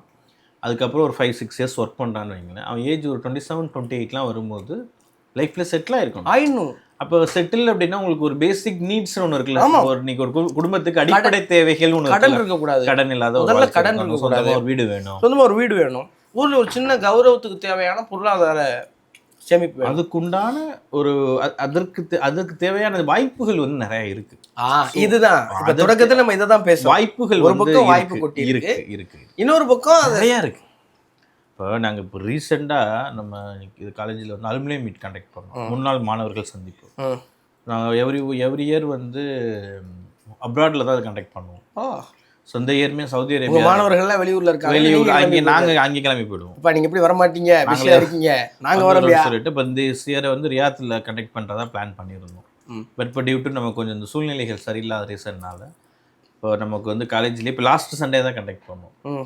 அதில் வந்து மாணவர்கள் வந்து ரொம்ப கஷ்டப்பட்டு படித்த பையன், ஐ மீன் ஒரு பேங்க்கில் லோன் வாங்கிலாம் படிச்சிருப்பான் பாருங்க. அவனால் நீங்கள் நான் 2 lakhs சேலரி வாங்குறேன் சார், 3 lakhs சேலரி வாங்குறேன் மாதம் மந்த்லி. நான் இந்த மாதிரி ஒரு ஆயில் அண்ட் கேஸ் செக்டரில் ஒர்க் பண்ணுறேன், சடவுன் ப்ராஜெக்ட் கல்ஃப் போயிட்டு வந்தேன், நான் நெக்ஸ்ட் குவைத் போகிறதாக இருக்கேன், ஸோ இங்கே எல்என்டியில் இருக்கேன், இங்கே வந்து ஜேகே டயர்ஸில் ஒர்க் பண்ணுறேன், இந்த லெவலில் இருக்கேன் அப்படின்னு சொல்லி வரக்கூடிய மாணவர்கள். என்ன வயசு அந்த அவங்களா? அதில் வந்து எனக்கு ரொம்ப நீங்கள் ஒரு இப்போ ரீசெண்டாக ஒரு அந்த அலுமினியம் மீட்டில் மீட் பண்ண ஒரு ஸ்டூடெண்ட் வந்து இப்போ சென்னையில் ஜேகே டயரில் வந்து ஒரு நல்ல ஹை போஸ்ட்டில் ஒர்க் பண்ணுறாரு, நல்ல சேலரியில் இருக்கார். அவர் எங்களுடைய நம்ம ஃபஸ்ட்டு பேட்ச் ஸ்டூடெண்ட். அவர் நம்ம ஸ்டார்ட் பண்ணதோடைய ஃபஸ்ட்டு பேட்ச் ஸ்டூடெண்ட். அவர் 28 வயசு இருக்கு. அவருக்கு கரெக்ட் 28 ஏஜ், 28 ஒரு டிப்ளமா 3 இயர் டிப்ளமா பாலிடெக்னிக்கில் முடிச்சுட்டு நம்மக்கிட்ட பிஎஸ்சி சேஃப்டியில் லேட்டரல் என்ட்ரி 2 இயர்ஸ் படித்தார். ரொம்ப சேட்டையான பையன். ஹேர் கட் பண்ண மாட்டான். ரொம்ப யாராவது ஃபேக்கல்ட்டி கூட ப்ராப்ளம் ஆகிட்டே இருக்கும். அந்த பையனை தானே சொல்கிறீங்க? அவரை தான் அந்த உங்களே பட் இப்போ நீங்கள் பார்த்தீங்கன்னா அவ்வளோ பொறுப்பாக, அவ்வளோ ஒரு அமைதியாக, ரொம்ப சாந்தமாக பார்க்கவே ரொம்ப சேஞ்சஸ் ஆகி இன்னைக்கு வந்து ஒரு டிஜிஎம் ஒரு டெப்டி ஜெனரல் மேனேஜர் லெவலுக்கு அடுத்த நெக்ஸ்ட் எனக்கு கிடச்சிடும். அதாவது இப்போ ஒரு அப்ராடில் போய் வாங்கக்கூடிய சேலரி இன்னைக்கு இந்தியாவிலேயே வாங்கிட்டு இருக்காரு, சென்னையிலே வாங்கிட்டு இருக்காரு. இவ்வளோ பெரிய விஷயம். அதாவது ஃபாரினில் போய் வாங்கக்கூடிய சேலரி இந்தியாவிலேயே வாங்கலாம், சென்னையிலே வாங்கலாம். நான் ரொம்ப நம்புறதுல கல்வியின் மூலியமாக நீங்கள் எவ்வளோ மார்க்ஸ் வாங்கினீங்க, நீங்கள் கோல்டு மெடல் வாங்கினீங்களா, அதெல்லாம் ரெவல்யூஷனாக என்னை பொறுத்த வரைக்கும் இல்லை. இந்த கல்வி உன் வாழ்க்கையில் என்ன மாற்றத்தை ஏற்படுத்துச்சு, கரெக்ட், இது உன் வாழ்வாதாரத்தை எந்த அளவுக்கு வலுப்படுத்துச்சு, இது உன்னை எந்த இடத்துல இருந்து எந்த இடத்துக்கு நகர்த்தி கொண்டு வந்திருக்கு, எவ்வளோ உயர்த்திருக்கு. இதுதான் இப்போ அசெட் ஆரம்பித்து ஆல்மோஸ்ட் ஒரு டிகேட் 10வது வருஷத்தில் இருக்கும். 10 இயர். நான் வர்றப்போ பார்த்துருக்கேன், அட்மிஷன் டயத்தில் வந்ததால் அங்கே படித்து பாஸ் ஆகி வெளியே போனவங்க அந்த ஊரில் இருக்கிற இன்னும் பிற மாணவர்களை கையை பிடிச்சி கூட்டியாந்து உங்கள் கல்லூரியில் சேர்த்து விட பார்த்துருக்கேன். எஸ், பொதுவாக சொல்லுவாங்கள்ல, ஒரு பொண்ணையோ பையனையோ மாப்பிள்ளை பொண்ணு பார்க்குறப்ப அவங்க ஊரில் போய் கேளுங்க உண்மையை சொல்லிடுவாங்க. நான் காலேஜ் சேரும்போது சொல்லுவான், ஒரு காலேஜ் பற்றி தெரிஞ்சுக்கணும்னா அதில் படிச்சு போனவன்ட்ட கேளு, அவன் தான் புட்டு வைப்பேன். ஆமாம் ஆமாம், அவங்க மெயினாக வந்து படித்த காலேஜ் நல்லா எதுவும் சொல்ல மாட்டாங்க. 95% பேர் சொல்ல மாட்டாங்க. அது நல்லா இருந்தாலுமே சொல்ல மாட்டாங்க. இக்கரைக்கு அக்கறை பச்சை தானே. என்னப்பா நான் படித்த அந்த காலம் அங்கே கேட்டால் அவன். ஆனால் நான் படித்து பாஸ் ஆன கல்லூரியில் இருந்து என் ஊரில் இருந்து இன்னொருத்தரை கொண்டு வந்து சேர்க்கறது இருக்குல்ல, இந்த நம்பிக்கையை எப்படி சம்பாரிச்சிங்க? எனக்கு அந்த சீக்கிரம் சொல்லுங்க. நான் கூட ஒரு காலேஜ் திறக்கலாம். இல்லை, ஆக்சுவலி எங்களுக்கு இருக்கக்கூடிய டோட்டல் சீட்ஸில் இதுலேயே எங்களுக்கு ஒரு 60-70% ஃபில் ஆகிடும். எங்களுடைய எஸ் சார். ஒன்றும் இல்லை, நீங்கள் நமக்கு நீங்கள் இதை பற்றி பேசும்போது ஞாபகம் வருது, காஞ்சிபுரத்துலேருந்து ஒரு கவர்மெண்ட் ஸ்கூலுடைய ஏஹெச்எம் அசிஸ்டன்ட் ஹெட் மாஸ்டர், அவர் பையன் வந்து ஒரு +2 முடிச்சுட்டு நம்மக்கிட்ட ஜாயின் பண்ணுறாங்க. 3 இயர்ஸ் முடிச்சுட்டு அந்த பையனுக்கு இங்கே ஜாப் எல்லாம் கிடைக்கிது. அரசு பள்ளியோட துணை முதல்வர் அவர் வந்து இங்கே உடனே சேர்த்து விட்டார். அவர் வேற எந்த படிப்புக்கும் போகலை, சேர்த்தாரு. அந்த பையன் டிகிரி அந்த அடுத்து சார் அந்த பையனுடைய நெக்ஸ்ட் அவன் பிரதரும் நம்ம காலேஜ் தான் படித்தான். 2வது தம்பி, அவனுக்கு அடுத்து இன்னொரு தம்பி இருக்கான். அவனு நம்ம 3 பசங்க கண்டினியூவா அந்த ஏகச்சம் மட்டும்தான் உங்க ஸ்கூல்ல படிக்கல. அது இல்லாமல் அவங்க ரிலேட்டிவ்ஸு அப்படி எப்படின்னு பார்த்தீங்கன்னா 22 பேர் படிச்சிருக்காங்க. ஐயோ, இதை ஒரு ரியல் டைம். எதுக்கு சொல்ல வரேன்னா, காஞ்சிபுரம் காரைக்குடி பெரிய வித்தியாசம் இல்லை.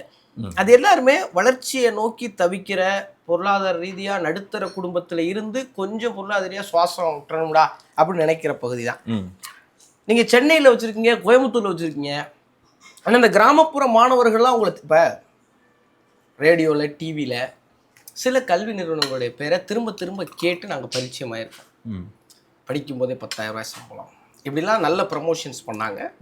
ஆனால் அசட்டை நான் ரேடியோவில் கேட்கல, டெலிவிஷனில் பார்க்கல, தியேட்டர் விளம்பரத்தில் எனக்கு தெரியாது, எந்த வால் போஸ்ட்டும் பார்க்கல. ஆனால் கிராமப்புற பகுதிகளிலிருந்து உங்களை தேடி வர்றதில் நீங்கள் சொல்லிட்டீங்க 60-70% இப்படி படித்த ஒரு ஏகச்சமே 22 பேரை கொண்டாந்து சேர்த்து விட்ருக்கேன்.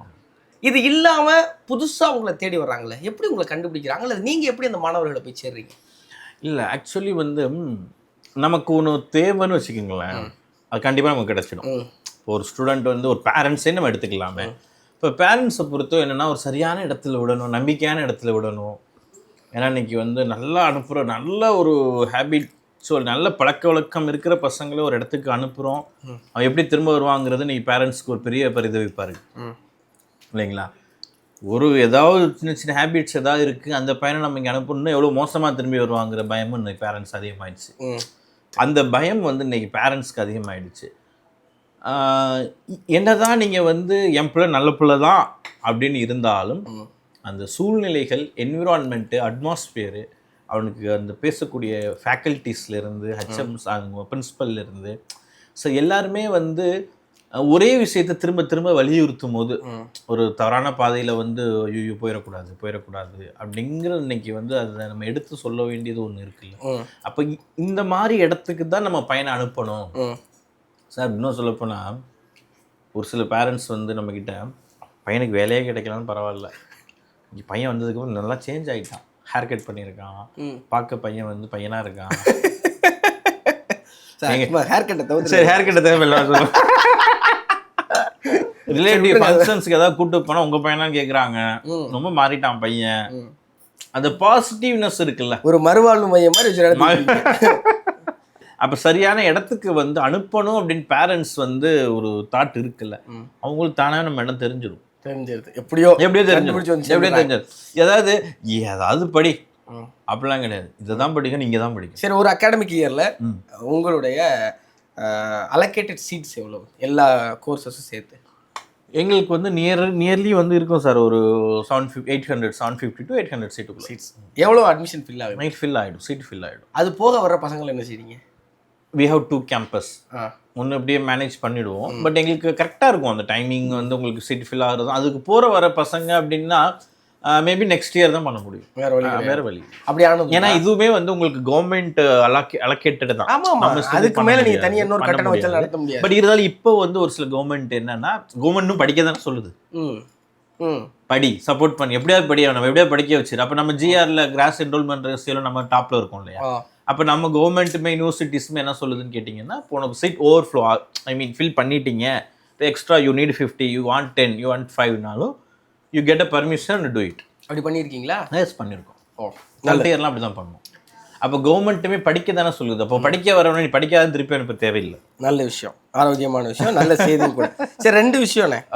ஒன்று, ஸ்டாட்டிஸ்டிக்ஸ் பற்றி நம்ம பார்த்தோம்னா, இந்த ஏதாவது ஒரு கல்லூரி வாசலாக நான் கடந்து போகும்போது 100% வேலை வாய்ப்பு அப்படின்னு போட்டு தான் அங்கிட்டு திரும்பிக்கிடுவேன். வெளியவே இவ்வளோ இப்படி பொய் சொல்கிறாங்களே, உள்ளே என்னென்ன பொய் சொல்லுவாங்க அப்படின்னு அங்கிட்டு திரும்பிக்கிடுவேன். 100% வேலை வாய்ப்பு நான் ஒருபோது நம்ப மாட்டேன், ஏன்னா அது இம்பாசிபிள். இது பொது கல்வி. இப்போ நீங்கள் கொடுக்குற கமிட்மெண்ட்டே கண்டிப்பாக உனக்கு வேலை வாங்கி கொடுத்துருவேன் அப்படின்னு அவன் படிக்கிறான். வேலை வாங்கி கொடுத்துருன்னு சொல்ல மாட்டீங்களா? அப்புறம் உண்மையை சொல்கிறீங்க. என்ன உண்மை சொல்கிறீங்க? அதாவது வேலை வாய்ப்புக்கு கிடைக்கக்கூடிய நீங்கள் ஒரு இன்டர்வியூ ஸ்டூடெண்ட் போகிறான் அப்படின்னா அவன் செலக்ட் ஆகிடுவான். அப்போ இன்டர்வியூவில் செலக்ட் ஆகிறதுக்கு தேவையான ஸ்கில்லை வந்து எக்யூப் பண்ணிவிடும் சார். 2 விதம் சார். ஒன்று, அவனுக்கு வேலைக்கு உண்டான சூழல், இன்டர்வியூ நடக்கணும், இன்டர்வியூ பெர்ஃபார்மும் பண்ணணும். அவனுக்காக இன்டர்வியூ நான் பெர்ஃபார்ம் பண்ண முடியாது, அவங்க ஃபேக்கல்ட்டியை போய் அனுப்ப முடியாது, நீங்கள் போய் இவன் பேரில் இன்டர்வியூ அட்டன் பண்ணிட்டு வாங்கன்னு சொல்ல முடியாது. டிரைவிங் கிளாஸில் மாதிரி ஏமாற்ற முடியாது. இவன் தான் போய் உட்காந்து பேசணும். அப்போ இங்கே 2 விஷயம், ஆப்பர்ச்சுனிட்டிஸ் இருக்குது, வாய்ப்புகள் இருக்குது. வாய்ப்புக்கு தகுந்த மாதிரி இவனை தயார்படுத்துகிறோம். அப்போ அந்த தயார் நிலையில இவன் போனான் அப்படின்னா ஆட்டோமேட்டிக்காக he will get a job. Sir, நாங்கள் MBA எத்தனை வருஷம் சார் படிக்கணும்? 2 years இல்லை, நீங்கள் 2 years அதுக்கு தகுதி ஆகிறதுக்கு நாங்கள் 1 year தான். நாங்கள் 1 year ட்ரைன் பண்ணி செகண்ட் இயர் 3rd செமஸ்டர்லேயும் நாங்கள் ஜாபுக்கு அனுப்பிவிடுவோம். அட்மிஷன் எப்போ ஓப்பன் பண்ணுறீங்க? அது 3rd இயர்லேயே எலிஜிபிள் ஸ்டூடெண்ட்டை. சரி, இப்போ எல்லா கல்லூரியும் 2 வருஷம் படிக்க வச்சதுக்கப்புறம் கேம்பஸ் நடத்தும் போது நீங்கள் மட்டும் இப்படி ஒன்று புதுசாக பண்ணுறீங்களே, இது உங்களுக்கு வேறு சில பிரச்சனைகளை கொடுக்கலையா? கான்செப்ட் என்னன்னு கேட்டிங்கன்னா, பையன் சும்மா இருக்கக்கூடாது. ஒன்று, வேலை கிடைச்சா வேலைக்கு போயிடணும், இல்லைன்னா ஆன் ஜாப் ட்ரைனிங் பண்ணணும், இல்லைன்னா கிளாஸில் இருக்கணும். சும்மா இருந்தால் தான் தப்பு. நான் வேலைக்கும் போகலை, காலேஜும் வரல, நான் ட்ரைனிங்கும் போகலை, நான் சும்மா சாப்பிட்டு வீட்டில் ஃபோனை பார்த்து தூங்கிட்டு இருக்கேன் அப்படின்னா தப்பு. சரி, அதை யாரும் ஏற்றுக்க மாட்டாங்க. சரி, நான் காலேஜ் முடித்தது 2020, 5 வருஷம் ஆயிடுச்சு. இன்னைக்கு இருக்கிற கல்லூரி மாணவர்கள்ட்ட இருக்கிற டிஸ்ட்ராக்ஷன்ஸும் அவங்க சந்திக்கிற அவங்க ஃபேஸ் பண்ணுற பல சிக்கல்களையும் பார்க்குறப்போ இவங்க இந்த ஃபேஸை தாண்டி வந்துட்டா இவங்க நல்லாயிருவாங்க. அப்போ அங்கே வந்து அவங்க ஒரு சின்ன டிசிப்ளினரி அட்வைஸும் அவங்கள சரியாக வழிநடத்தவும் ஒரு கைடன்ஸும் இதெல்லாமும் தேவைப்படுது. பேரண்ட்ஸால் செய்ய முடியல, பேரண்ட்ஸால் அவங்களை புரிஞ்சிக்க முடியல, பேரண்ட்ஸால் அவங்க கூட நேரம் செலவழிக்க முடியல. பேரண்ட்ஸுக்கு அது ரொம்ப கஷ்டமாக இருக்குது. நீங்கள் ஒரு பையனை அப்படி நீங்கள் சொன்னீங்கல்ல, என் பையனான்னு கேட்குறாங்க, அவன் ரொம்ப நல்லா இருக்கான், மாறிட்டான், சரியான வழியில் அவங்கள வழிநடத்த ஒரு ஒழுக்கமான பிள்ளையாக அவனை எடுத்துகிட்டு வர்றதுக்கு என்னெல்லாம் செய்றீங்க? டே ஒன் வந்து இப்போ எப்போதுமே பசங்களை பொறுத்த ஆளாறு எனக்கு தெரிஞ்சு சார் எனக்கு எல்லாமே நல்ல பசங்க தான். எல்லா குழந்தையும் நல்ல குழந்தை தான் மண்ணில் பிறக்கையிலே. எல்லாமே நல்ல பசங்க தான். பட் ஏதோ ஒரு சில சந்தர்ப்ப சூழ்நிலைகள் வந்து ஏதோ ஒன்று அப்படின்னு வச்சுக்கோங்களேன். பட் டே ஒன்று இங்கே என்ன நாங்கள் இன்ஸ்ட்ரக்ஷன்ஸ் கொடுக்குறோம் அப்படின்னா, அதாவது நீ படிக்கணும். நீ ஏன் படிக்கணும்? நினச்ச மாதிரி உன் வாழ்க்கையை வாழ்கிறதுக்கு நீ படிக்கணும். நான் ரெண்டே தான் சொல்லித்தருவேன். நீ உனக்கு பிடிச்ச மாதிரி உன் வாழ்க்கையை நீ வாழணும்.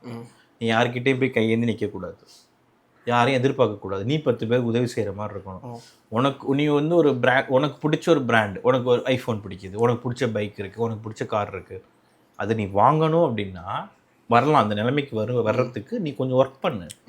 அந்த சூழ்நிலைக்கு வந்துட்ட அப்படின்னா அதுதான் ஹாப்பி. மற்றதெல்லாம் உனக்கு ஒன்றும் பெரிய ஹாப்பி கிடையாது. அதை விட பெரிய ஹாப்பி ஒன்றும் கிடையாது. அப்போ வாழ்க்கையில் வந்து ஹாப்பியாக மூமெண்ட்ஸ்க்கு எவ்வளோ விஷயங்கள் இருக்குது. நீ இப்போ சின்னதாக நினைக்கிறல்ல, whatever it is that thing நம்ம அவாய்ட் பண்ண சொல்கிற விஷயங்கள் எதெல்லாம் ஹாப்பின்னு நினைக்கிறோம் அதை விட பெரிய ஹாப்பினஸ் இருக்குது. இதெல்லாம் ஹாப்பி கிடையாது. பட் அதுக்கு கொஞ்சம் வந்து மோட்டிவாக கொஞ்சம் ஃபோக்கஸ்டாக இருந்த அப்படின்னா, இப்போ உனக்கு அப்பா அம்மாவுக்கு அந்த வாய்ப்பு கிடைக்கல. அப்பா படிக்கலை, அம்மா காலேஜ் போகல.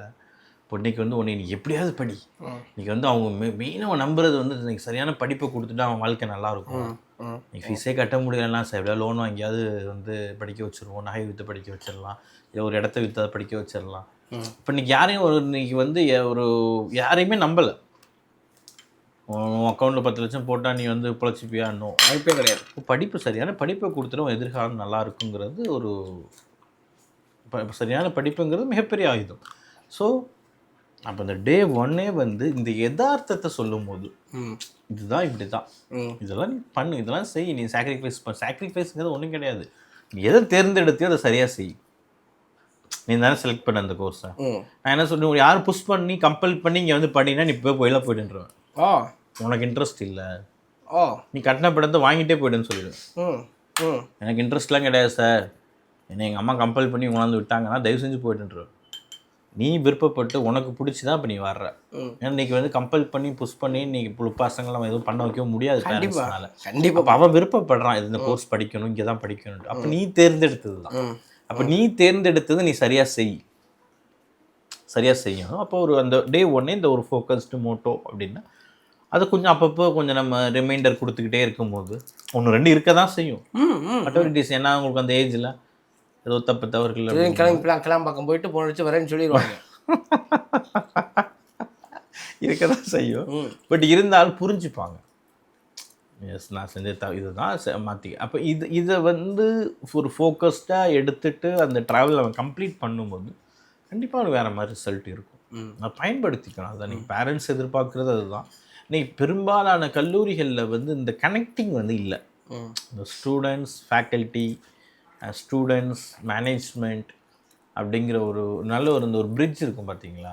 நம்ம யோசிக்கிறத வந்து அவங்கள்ட்ட கொண்டு போய் சேர்க்குறதும், அவன் யோசிக்கிறத நம்மக்கிட்ட கொண்டு வந்து சேர்க்குறதும் அப்படிங்கிறது வந்து ஒரு பெரிய கேப். ஒரு ஃபேக்கல்ட்டி ஸ்டூடெண்ட் ரிலேஷன்ஷிப் ரொம்ப முக்கியம்.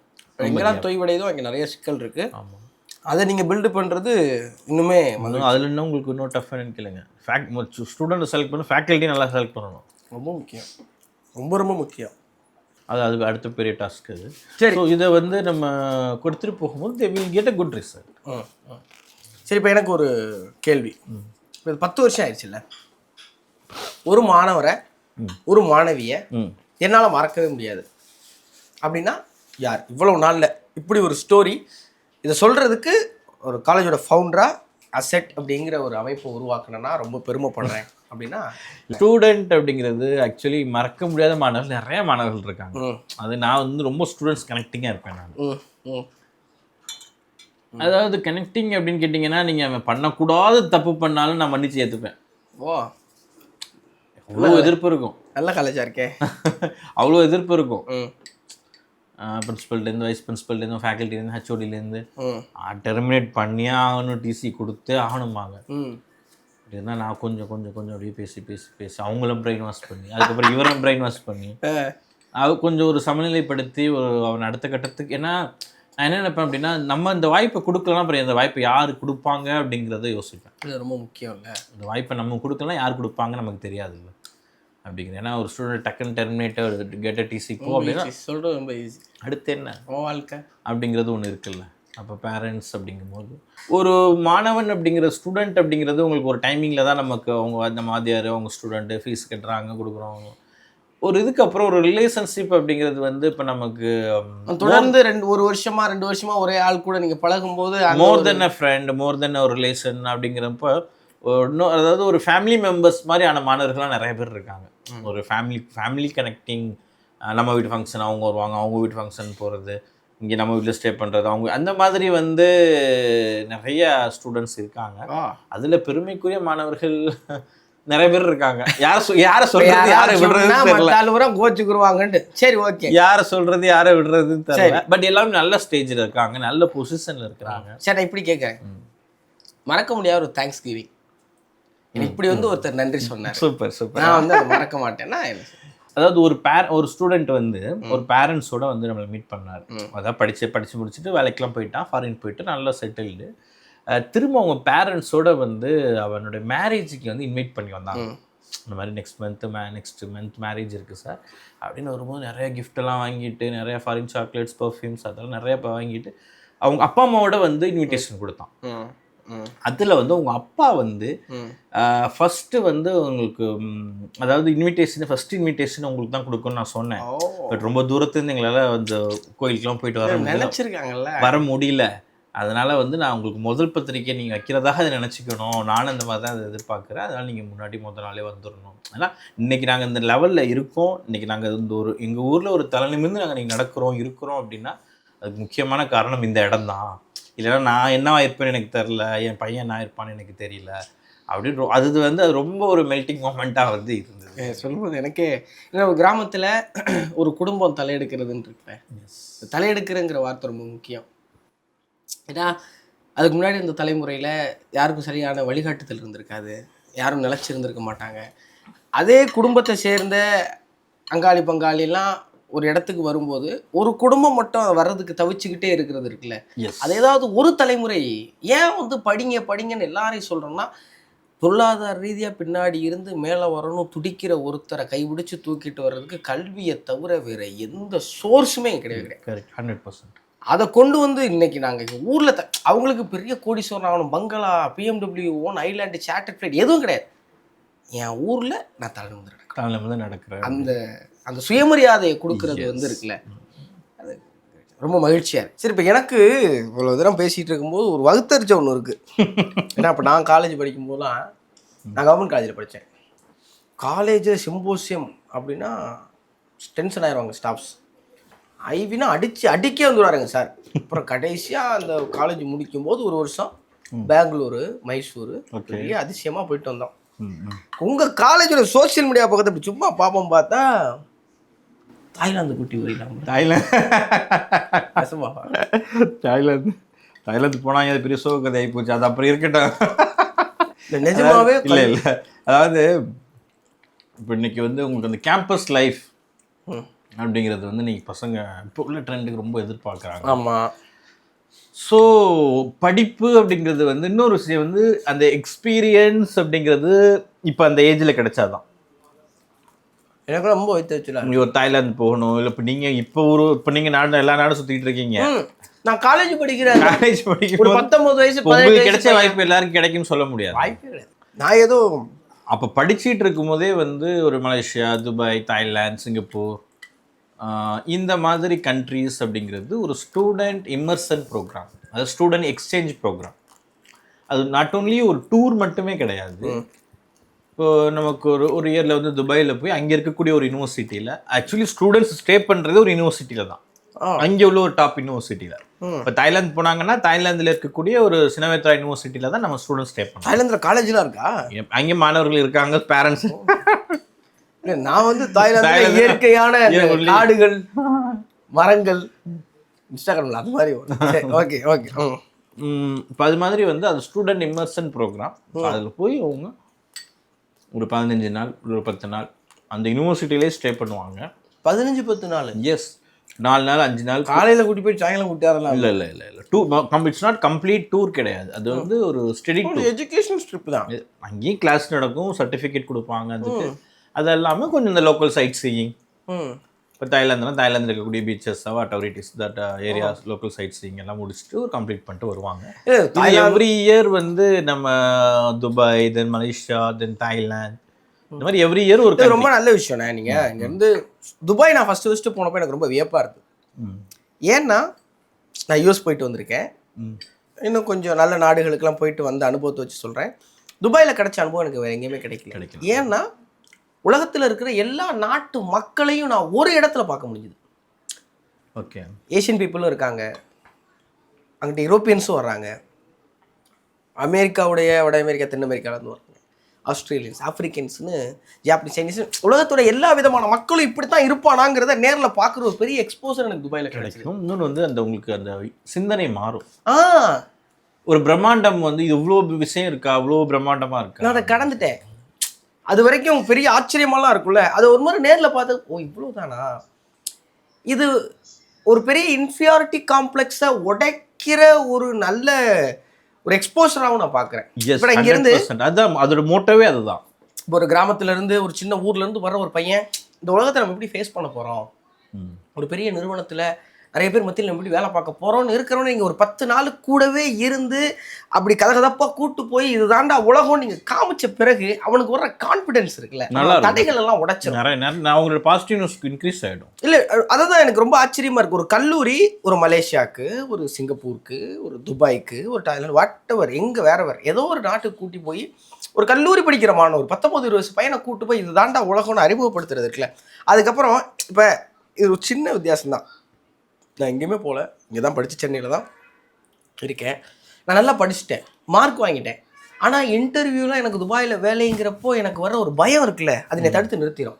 எஸ், இஃப் இன்கேஸ் நான் காலேஜ் படிக்கும் போதே போயிட்டு வந்துட்டேன்னு வைங்களேன், எனக்கு எந்த பிரச்சனையுமே கிடையாது. எக்ஸ்பீரியன்ஸ் துபாய் அது போயிட்டு வந்த இடம் தானே சார், எங்கே வாங்க ஷார்ஜாவா அபுதாபியா அப்படின்னு கேட்குற அந்த ஒரு தைரியம் இருக்குல்ல, அதை ஒரு கல்லூரி கொடுக்கறதுக்கே நான் ரொம்ப மகிழ்ச்சி. ஒரு வேறு லெவல் பிளான். திஸ் இயர் பார்த்தீங்கன்னா உங்கள் ஸ்டூடெண்ட்ஸ் டெல்லி போயிருக்காங்க, ஹைதராபாத் போயிருக்கான், கோவா போயிருக்கான், பாண்டிச்சேரி போயிருக்கான். எதுக்கு? எல்லாம் இண்டஸ்ட்ரியல் விசிட் போயிருக்காங்க. கோவா, பாண்டிச்சேரி, கோவா எப்படி சார் உங்கள் ஏஜ் கேட்டகரிலாம் இல்லை, யார் வேணால் சேர்த்துக்குவீங்க தானே உங்களுக்கு தெரிஞ்சுக்க sir. Goa coming next week போகிறாங்க. நேற்று பாண்டிச்சேரி ஏர்போர்ட் போயிட்டு வந்தாங்க. ஏன் நம்ம அங்கே வச்சு ஒரு இன்டர்வியூ பண்ணக்கூடாது? பண்ணலாமா? சரி, பார்த்து இந்தோனேஷியா போயிட்டு வந்தாங்க. நாங்கள் எங்களோட இன்டர்நேஷனல் கான்ஃபரன்ஸை நாங்கள் ஃபேக்கல்ட்டி இல்லாமல் இந்தோனேஷியாவில் கண்டக்ட் பண்ணோம், பாலியில். அப்படியா?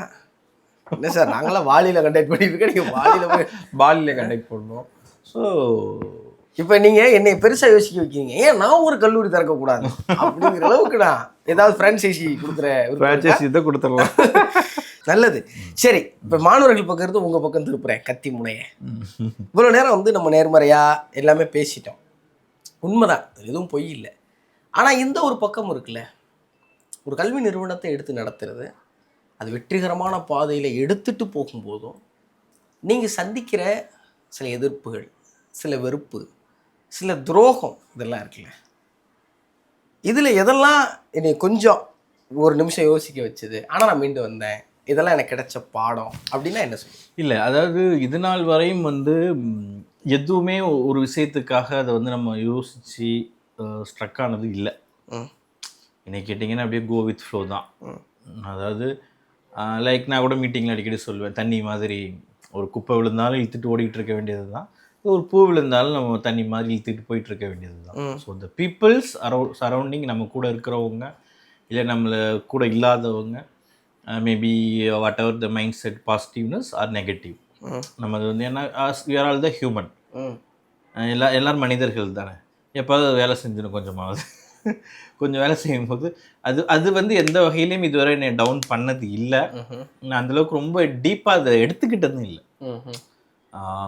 அந்த ஒர்க் அப்படி நெக்ஸ்ட் என்னங்கிறது, நம்மளுடைய ஒர்க் என்ன, ஜாப் என்ன, அவ்வளோதான். அடுத்து என்ன வேலை, அவ்வளோதான்.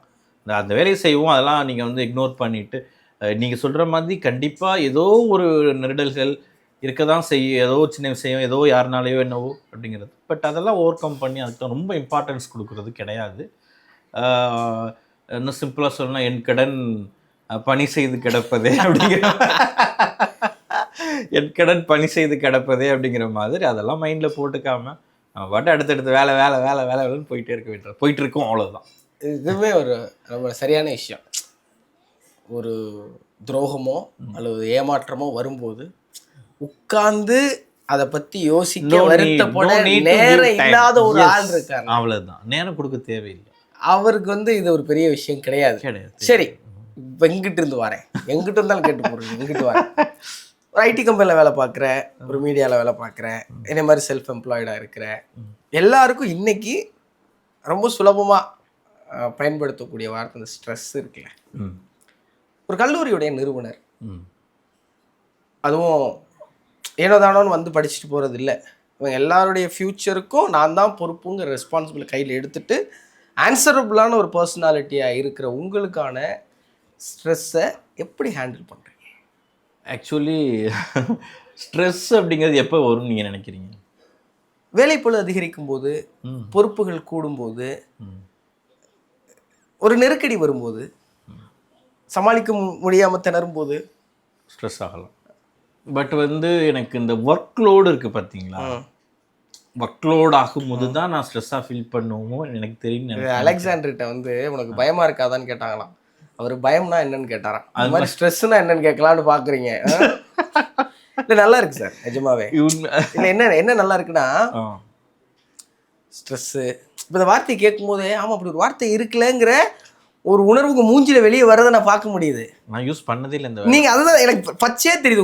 இப்போ எதையோ கேட்குறாங்க, என்ன பதில் சொல்றது, இதுக்கு என்ன பதில் சொல்றது தெரியலையே, வேற கேட்டு ஒரு இன்டர்வியூ வேற போய்கிட்டு இருக்கேன். ஒரு டிவி சேனல் இன்டர்வியூல என்ன கேட்டாங்கன்னா, நீங்க இதுவரை ரொம்ப செய்ய முடியாம ரொம்ப கஷ்டப்பட்டு செஞ்சது என்னன்னு கேட்டாங்க. இந்த இன்டர்வியூ தான் அப்படின்ட்டீங்களா? நான் ஒரு நிமிஷம் யோசிச்சு, அந்த மாதிரி எதுவுமே இல்லையே, எதுவுமே இல்லை அப்படின்னு உண்மையிலே எதுவுமே இல்லை. உங்களால் ரொம்ப போராடி ஒரு விஷயம் நீங்கள் செஞ்சுருப்பீங்கல்ல, நாங்கள் செய்யணும்னு நினைப்பேன், வேலை செய்வேன், செஞ்சிருவேன் அப்படின்னு. ரொம்ப நாள் நீங்கள் அந்த ஒரு வார்த்தையில் ரொம்ப அழகாக சொல்லிட்டீங்க. எனது பணி எனது கடமை, பணி செய்து கிடப்பதே. ரொம்ப ஆமாம், ஒரு வேலை செஞ்சுட்டே இருக்கும்போது அந்த வேலை எனக்கு உற்சாகமாக இருக்குது, அந்த வேலை எனக்கு பிடிச்சிருக்கு, அந்த வேலையில் நான் மகிழ்ச்சி அடைகிறேங்கிறப்போ சிரமத்துக்கு பிறகான மகிழ்ச்சியை நீங்கள் அனுபவிச்சுட்டு அடுத்த சிரமத்தை மகிழ்ச்சியோடு அணுகிறதுக்காக நீங்கள் நகர்ந்துடுறீங்க சார். நீங்கள் இந்த ஸ்ட்ரெஸ்ஸுங்கும் போது நம்ம கூட ஒரு 5 பேர் இருப்பாங்கல்ல, அவங்க தான் ஸ்ட்ரெஸ் மேனேஜ்மெண்ட்டு. அங்கே தாண்டி தான் அங்கே தான் உனக்கு சம்பளம் கொடுக்குற இந்த ஸ்ட்ரெஸ்ஸை ஹேண்டில் பண்ண தாண்டா. தம்பி கேட்குதா? ரொம்ப ஒரு ஆரோக்கியமான வட்டத்தை பொதுவாக ஒரு படிக்கு மேலே இருக்கிற ஆட்கள் சொல்லுவாங்க, டிரைவர் மட்டும்தான் ரகசியத்துங்கெல்லாம் தெரிஞ்சு வச்சுக்கோ. இல்லை, எங்கள் பிரின்சிபல் அடிக்கடி கேட்பார், என்ன நீங்கள் எவ்வளோ ஈஸியாக அப்படி ஹேண்டில் பண்ணிட்டு போகிறீங்க அப்படிம்பாரு. நான் என்னவோ எப்படி ஹேண்டில் பண்ண போகிறீங்கன்னு நினச்சேன், இவ்வளோ சிம்பிளாக முடிச்சுட்டு போயிட்டீங்க அப்படிம்பாரு அவர். நான் அதுக்கு பிளானே பண்ணலைங்க, ஆன் ஸ்பாட் வந்ததை சொல்லிட்டு முடிச்சுட்டு போயிட்டேங்க அப்படிம்பேன். இந்த மாதிரி இது நேரு பிரசிடெண்ட்டாக இருந்தப்போ, நேரு பிரைம் மினிஸ்டராக இருந்தப்போ காமராஜர் ரொம்ப சுலபமான வழிகளை அப்படி ரொம்ப சர்வசாதாரணமாக சொல்லிட்டு போவார் அப்படின்னு ஐயா நிலைக்கண்ணன் அவர்கள் சொல்லுவாங்க. இயங்கிக் கொண்டே இருக்கிற ஒரு ஆள், எதை பற்றியும் பயப்படாத ஒரு ஆள், தவறு செய்யாத ஒரு ஆள், எப்போதும் தயங்காமல் உடனடியாக முடிவுகளை தைரியமாக எடுத்துட்டு அது சரியாக இல்லாட்டி கூட சரி செய்கிற கட்ஸோடு இருப்பாங்கங்கிறதா வரலாறுல நான் படித்தது. அப்படி ஒரு நல்ல நோக்கத்தோடு இயங்குறீங்க, நல்ல விஷயங்கள் பண்ணுறீங்க. அதனால் ஸ்ட்ரெஸ்ஸோ பயமோ வேற என்னமோ கேட்டேனே உங்கள்கிட்ட, பதில் தெரியாமல் நீங்கள் பதில் சொல்கிறது தெரியாமல் என்ன கேட்டேன் கடைசியா, துரோகத்தை ஏமாற்றத்தெல்லாம் எப்படி அதெல்லாம் ஒரு பக்கம் கிடக்குது, நமக்கு நிறைய வேலை இருக்குல்ல அப்படின்னு நீங்கள் நகர்ந்து போகிறது நிஜமாக ரொம்ப ஆரோக்கியமாகவும் மகிழ்ச்சியாகவும். சரி, இப்போ நம்ம கல்லூரிக்குள்ளே நம்ம பேசிட்டே வர்றோம். ஒரு கல்லூரி நிறுவனத்தை ஒரு கல்லூரி நிறுவனத்தை எடுத்துகிட்டு வரும்போது நம்ம ஆட்டோமேட்டிக்காக பிற கல்லூரிகளோடையும் இன்னும் மற்ற நிறுவனங்களோடையும் இதுக்கான ஒரு யூனிவர்சிட்டி கூடயும் நம்ம ஒப்பிட்டு பார்க்கறது தான் நம்ம கல்லூரியோட தரத்தை பற்றி. வேலை வாங்கி கொடுக்குறீங்க, சரி, வேலை வாங்கி கொடுக்குறதுங்கிறது ஸ்கில் சார்ந்தது. அகாடமிக்னு ஒன்று இருக்குல்ல, அகாடமிக் வைஸாக யூனிவர்சிட்டி ரேங்கிங்கில் எத்தனாவது இடத்துல இருக்கீங்க? எஸ், அதாவது அச்சீவ்மெண்ட்ஸ் பேஸ்டு. இப்போ நாங்கள் ரீசெண்டாக கூட நம்ம QS ரேங்கிங்னு ஒன்று இருக்குது, வேர்ல்டு ரேங்கிங். அதுக்கு நம்ம அப்ளை பண்ணியிருக்கோம், உங்கள் வேர்ல்டு ரேங்கிங் அப்ளை பண்ணியிருக்கோம். ஸோ இதில் இப்போ நமக்கு ஆஃபர் பண்ணக்கூடிய கோர்சஸ், இப்போ logistics and shipping, aviation, industrial safety management. So இதில் ஒரு சவுத் இந்தியா லெவலில் வி ஆர் த நம்பர் 1, ஒரு டாப் லெவலில் இருக்கும். என்ன பேஸ்லன்னு கேட்டிங்கன்னா, நம்பர் 1 பிளேஸ்மெண்ட், தென் ரிசல்ட், யூனிவர்சிட்டி ரிசல்ட். அதாவது நீ அவன் பையன் வேலைக்கு போகிறான் போகலை அப்படிங்கிறதெல்லாம் ஃபர்ஸ்ட் டிகிரி பாஸ் பண்ணணும்ல, டிகிரிங்கிறது ஒரு மேண்டேட். ஸோ அந்த ஒரு அரியர்ஸ் இல்லாமல் கிளியர் பண்ண வைக்கிறது. தென் வந்து எவ்ரி இயர் நாங்கள் என்ன நம்ம டிபார்ட்மெண்ட்டை கோர்சஸ் ஆஃபர் பண்ணுறோமோ அதில் வந்து every year we are in university gold medal. So அதில் நம்ம வியாத நம்ம டாப்பில் இருக்கோம் யூனிவர்சிட்டி கோல்டு மெடலில். அதே மாதிரி பிளேஸ்மெண்ட் ரேஷியோ, இந்த பிளேஸ்மெண்ட் அப்படிங்கிறதுல எங்கள் டிபார்ட்மெண்ட் எல்லா டிபார்ட்மெண்ட்டுமே every year they are celebrating that நாங்கள் 100% அச்சீவ் பண்ணிட்டோம் அப்படிங்கிறது அந்த டிபார்ட்மெண்ட் ஹெச்ஓடிஸ் ஒரு ஈவெண்ட்டாகவே செலிப்ரேட் பண்ணுறாங்க. அது பண்ணுறோம். ஸோ இதை பேஸ் பண்ணி நிறையா அவங்களுக்கு வந்து ஒரு டாப் மோஸ்ட் இந்த இது அதாவது இப்போ உங்களுக்கு வந்து தமிழ்நாடை பொறுத்தளவு ஒரு ஸ்டூடெண்ட் லாஜிஸ்டிக்ஸ் படிக்கணும் இல்லை ஏவியேஷன் படிக்கணும்னா we are the first option. நாங்கள் நம்மளை மீறி தான் நெக்ஸ்ட் போக முடியும்.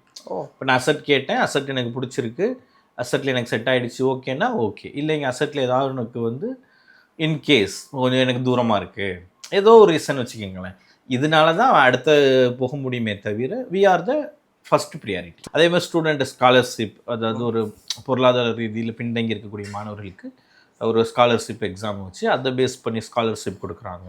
அதே மாதிரி பேங்க் லோன் நீங்களே கொடுக்குறீங்க? நமக்கு நம்ம ட்ரஸ்ட் த்ரூ கொடுக்குறோம். என்ன பண்ணுறீங்க அதில்? எனக்கு கொஞ்சம் அதில் ஒன்றும் கிடையாது. அதாவது இப்போ கரண்ட்டாக இப்போ +2 முடிச்சிருக்காங்கல்ல, இப்போ +2 முடிக்கிற ஸ்டூடெண்ட் ஒரு பிஎஸ்சி ஏவியேஷன் படிக்கணும் இல்லை பிபிஏ லாஜிஸ்டிக்ஸ் படிக்கணும்னா அவங்க டேரெக்டாக சென்னை ஆர் கோயம்புத்தூர் கேம்பஸ் டேரெக்டாக வர்றாங்கன்னா ஒரு 50 மார்க் ஒரு கொஸ்டின் ஒரு எக்ஸாம் ஒன்று வைப்பாங்க. ஸோ அவன் படித்த ஸ்கூலில் உள்ள எக்ஸாம் தான் பேசிக் கொஸ்டின்ஸு. ஸோ அதில் எவ்வளோ மார்க் எடுக்கிறாங்களோ அதை பேஸ் பண்ணி ஒரு ஸ்காலர்ஷிப் அவாய்ட் பண்ணுறோம். அப் டு 2 lakhs வரை கிடைக்கும். அப் டு 2 lakhs வரை கிடைக்கும் ஸ்காலர்ஷிப். ஸோ அப்போ அது ஒன்றும் இல்லை, ஒரு எனக்கு ஒரு 60,000 கிடைக்குதுன்னு வைங்களேன். இப்போ எனக்கு 60,000 டோட்டல் ஃபீல் வந்து எனக்கு லெஸ் ஆகுது இல்லை, ரொம்ப நல்ல விஷயம். நல்ல விஷயம் இல்லையா? அந்த மாதிரி ஸ்காலர்ஷிப் ப்ரொவைட் பண்ணுறோம். அதே மாதிரி பேங்க் லோன் ஃபெசிலிட்டிஸ், இப்போ எனக்கு படிக்க முடியாது, என்னால் ஃபீஸ் கட்ட முடியாதுன்னா கண்டிப்பாக compulsory we are helping to get a bank loan. அது ஒன்று. இதில் பேங்க் லோனுங்க முக்கியமான நீங்கள் சப்போர்ட் பண்ணுறீங்க? எஸ், நம்ம நிறைய பேங்க் டைப் பண்ணியிருக்கோம். காலேஜ்லேயே உங்களுக்கு பேங்க் லோன் ஹெல்ப் பண்ணுவாங்க. இதில் முக்கியமான இன்னொரு விஷயம் கூட, நமக்கு ரீசெண்டாக பேங்க் மேனேஜர் வந்து அசட்டில் படித்த ஸ்டூடெண்ட்ஸ் தான் எங்களுக்கு ரீபேமெண்ட் வந்து ஈஸியாக பண்ணுறான், நிறையா பண்ணுறான் அப்படின்னா அந்த ரேஷியோ எங்களுக்கு நல்லா இருக்குது அப்படின்னு சொல்லியிருந்தாங்க. ரொம்ப நல்ல விஷயம். அது ஒன்று. அது மாதிரி வந்து நிறையா நல்லது. ஒரு கல்வி நிறுவனம் கூடவே ஒரு ஒரு ட்ரஸ்ட் ஒன்று நடத்துறதுங்கிறது ரொம்ப ஆரோக்கியமான விஷயம். சரி, இப்போ அடுத்த அகாடமிக் இயர் வரப்போகுது. ஆல்மோஸ்ட் பசங்களாம் எக்ஸாம்ஸ் எழுதிட்டு இருக்கிறாங்க. இந்த காணொலியை பார்க்குற 12ஆம் படிக்கிற அடுத்து என்ன தேர்ந்தெடுக்கிறதுங்கிற கேள்விக்குறியோடு இருக்கிற மாணவர்களுக்கு, மாணவிகளுடைய பெற்றோருக்கு என்ன சொல்லணும்? எஸ், அதாவது இன்னைக்கு பேரண்ட்ஸ் எதிர்பார்க்குறது அதுதான். அப்போ எதை படிக்கணும் அப்படிங்கிறது ஒரு கட்டாயமாக இருந்துச்சு. இப்போ உள்ள காலகட்டத்தில் படிக்கணும், எதையாவது படிக்கணும், எதை படிக்கணும் அப்படிங்கிறது ரொம்ப முக்கியம். எதை படிக்கணும், அதை எங்கே படிக்கணும் அப்படிங்கிறது. ஸோ இப்போ கரண்ட்டாக முடிச்சிருக்கக்கூடிய +2 முடிச்சிருக்கக்கூடிய இப்போ எக்ஸாம் நடந்துகிட்டு இருக்கக்கூடிய மாணவர்களுக்கு வந்து அடுத்து என்ன படிக்கணும், அது எங்கே படிக்கணும், நிறைய ஆப்ஷன்ஸ் இருக்கும். அந்த கோர்ஸ், இந்த கோர்ஸ், அந்த காலேஜ், இந்த காலேஜ் அப்படின்ட்டு. பட் எதுவாக இருந்தாலும் அவங்க ஒன்ஸ் நேரில் போய் பார்க்கணும். அது என்ன படிப்பு, என்ன அங்கே படித்த, நீங்கள் சொன்ன மாதிரி அங்கே முடித்த ஸ்டூடெண்ட்ஸ்கிட்ட பேசுகிறது, அங்கே இருக்கக்கூடிய ஃபேக்கல்ட்டிகிட்ட பேசுகிறது, நேரில் போய் மெய்ப்பொருள் காண்பது அறிவு அப்படிங்கிற மாதிரி நீங்கள் நேரில் போய் விசிட் பண்ணி கேம்பஸ். ஏன்னா சும்மா நீங்கள் ஒரு க்யூவில் நின்றுட்டு ஆன்லைனில் அப்ளிகேஷன் போட்டு க்யூவில் நின்று ஃபீஸ் கட்டிட்டு நீங்கள் ஒரு படிப்பு படிக்கிறீங்கன்னா கண்டிப்பாக அது உதவாது. யாரையும் பார்க்கல, எதுவும் கேட்கல, ஆன்லைனில் அப்ளிகேஷன் போட சொல்கிறாங்க, அந்த லாஸ்ட் டேட்டுங்கிறாங்க ஃபீஸ் கட்டுறதுக்கு. அந்த டேட்டில் ஆன்லைன்லேயே ஃபீஸை கட்டிடணும், அதுவும் வாய்ஸில் க்யூவில் நின்று ஃபீஸை கட்டணும், முடிஞ்சு போச்சு, காலேஜுங்கிறாங்க, யாரையும் பார்க்கல. அது வந்து எனக்கு தெரிஞ்சு அது வந்து பெரிய ரிசல்ட்டு இப்போ நீங்கள் கொடுக்குறது கிடையாது.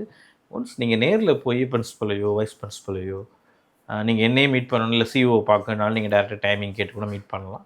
ஸோ மீட் பண்ணி என்ன கோர்ஸ், என்ன படிப்பு, இதை படித்தா பையனுக்கு எங்கெல்லாம் வேலை கிடைக்கும், என்ன மாதிரி சேலரி இருக்கும், அது ஒரு க்ரோத் எப்படி இருக்கும், மெயினாக வந்து படிப்பை தவிர வந்து டிசிப்ளினுக்கு இங்கே எவ்வளோ இம்பார்ட்டன்ஸ் கொடுக்குறாங்க அப்படிங்கிறது எல்லாம் அனலைஸ் பண்ணிவிட்டு திங்க் பண்ணி தென் யூ கேன் டிசைட்.